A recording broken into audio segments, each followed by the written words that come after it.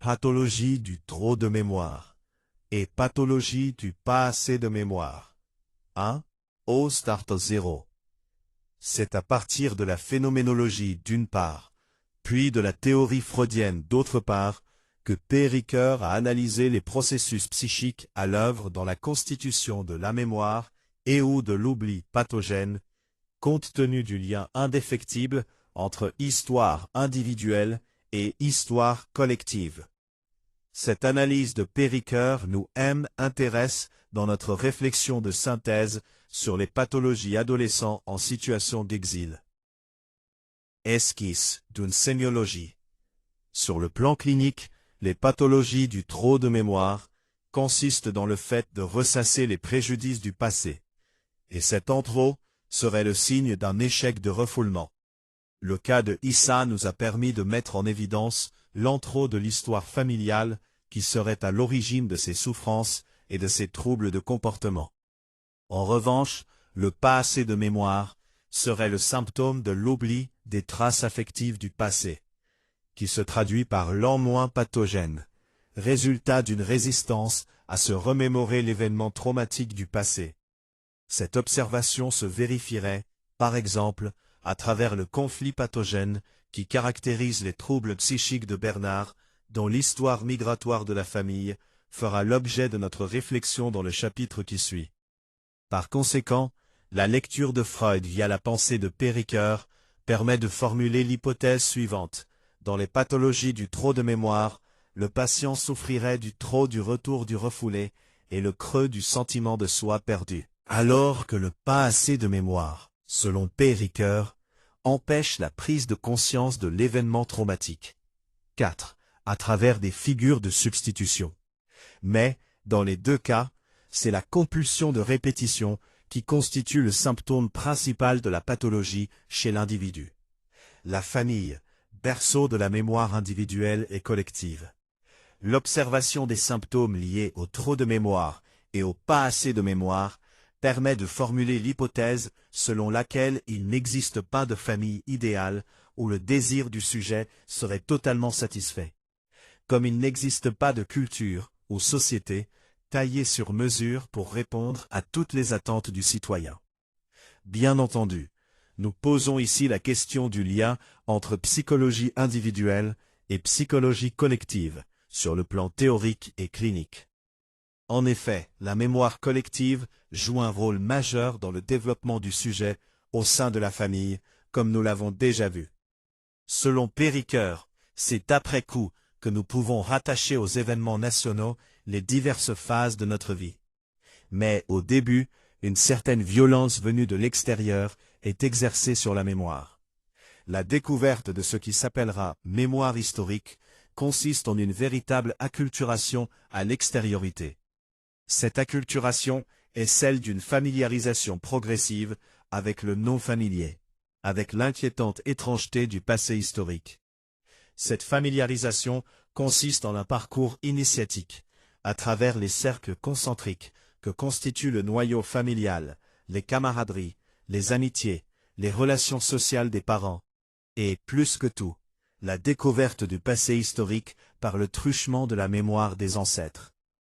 À travers la mémoire ancestrale transite la rumeur confuse, qui est comme le remous de l'histoire.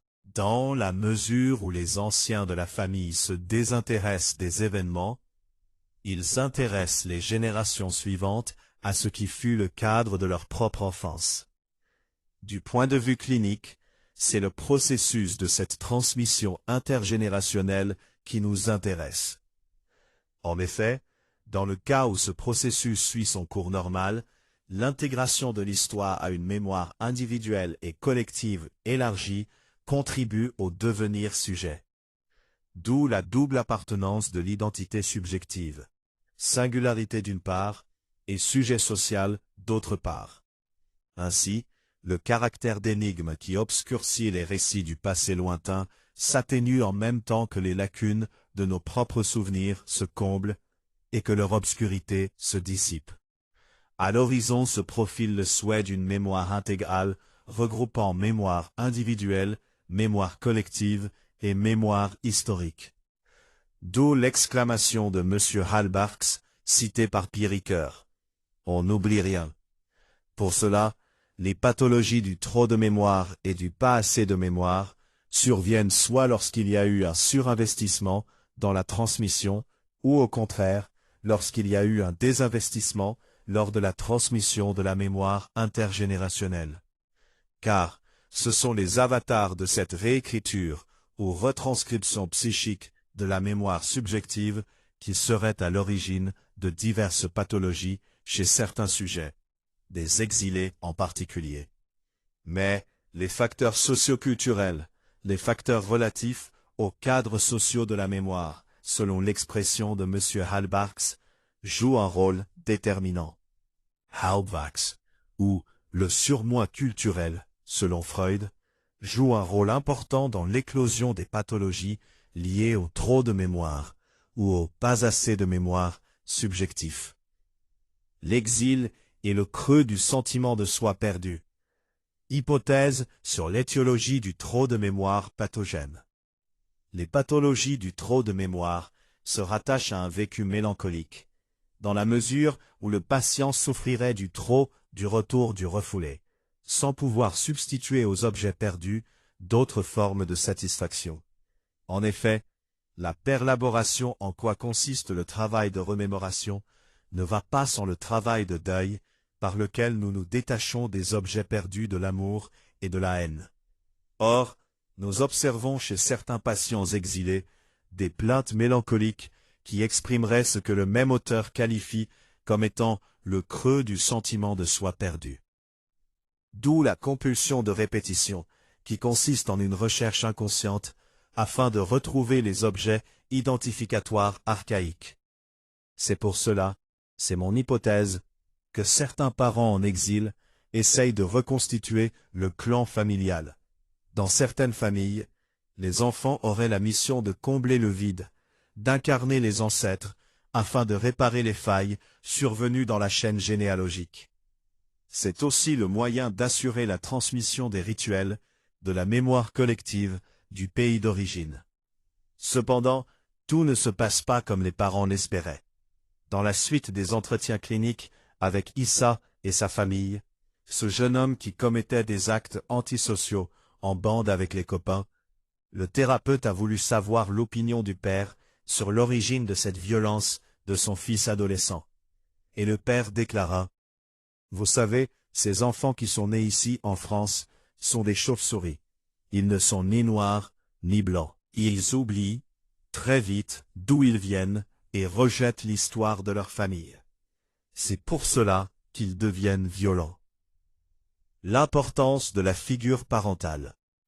La figure parentale joue un rôle primordial dans le processus de subjectivation de l'enfant, plus particulièrement chez les enfants nés en exil, du fait que le cercle familial est restreint.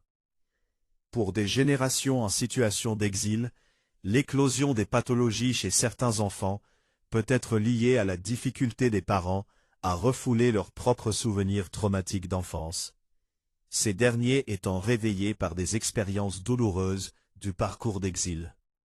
Dans d'autres cas, c'est la difficulté des parents à raconter aux enfants, de manière saine, la mémoire de leurs origines, sans a priori. Ainsi, la violence chez certains jeunes issus de l'immigration exprimerait beaucoup plus une quête de sens, là où certains observateurs pourraient faire le diagnostic d'une structure pathologique nouvelle. Cela complique d'ailleurs l'évaluation clinique lorsqu'on reçoit pour la première fois une demande de soins dont le bénéficiaire est un jeune en situation d'exil.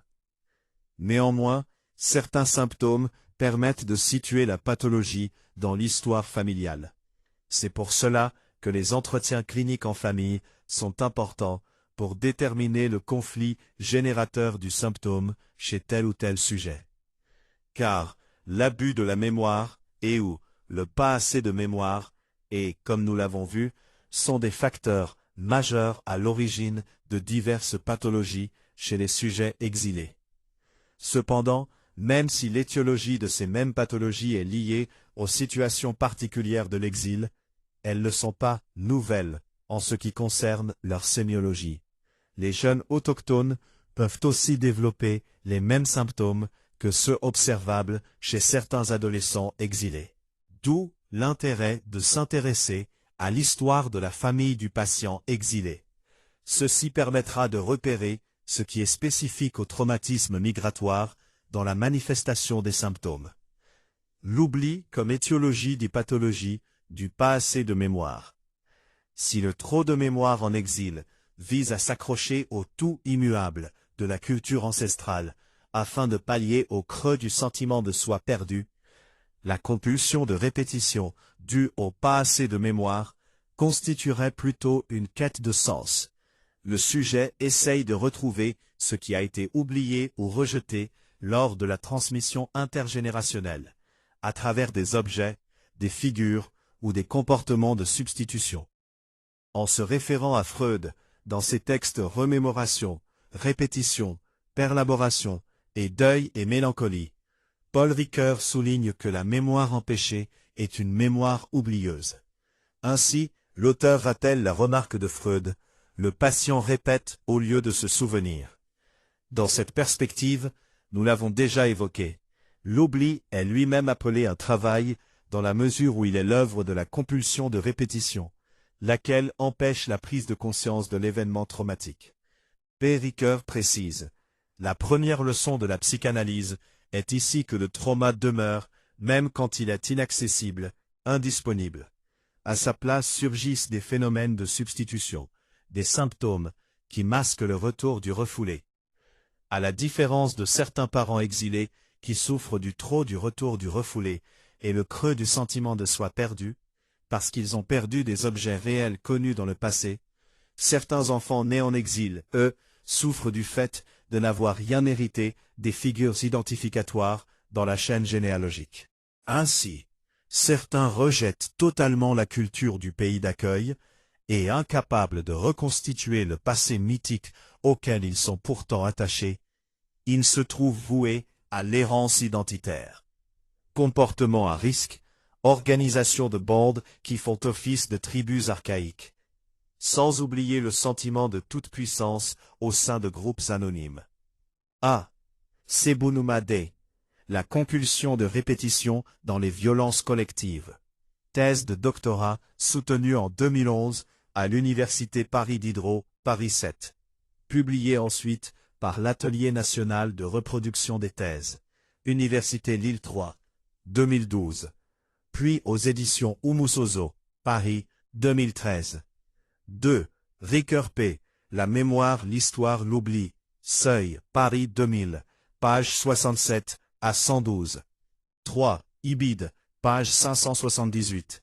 4. Ibid, page 576. 5. Ibid, page 512 à 515. 6. Ibid, page 565 à 541. 8. AHS, Freud S. 1914. Texte, remémoration, répétition et perlaboration. In, la technique psychanalytique. PUF, Paris, 1953. Page 578. 105. 115. 9. Freud S. 1915. Texte, Deuil et mélancolie. In métapsychologie. Paris, Gallimard, 1968. Page 145.191. Et B. Ricoeur P. La mémoire, l'histoire, l'oubli, OC, page 575. 11. Ibid.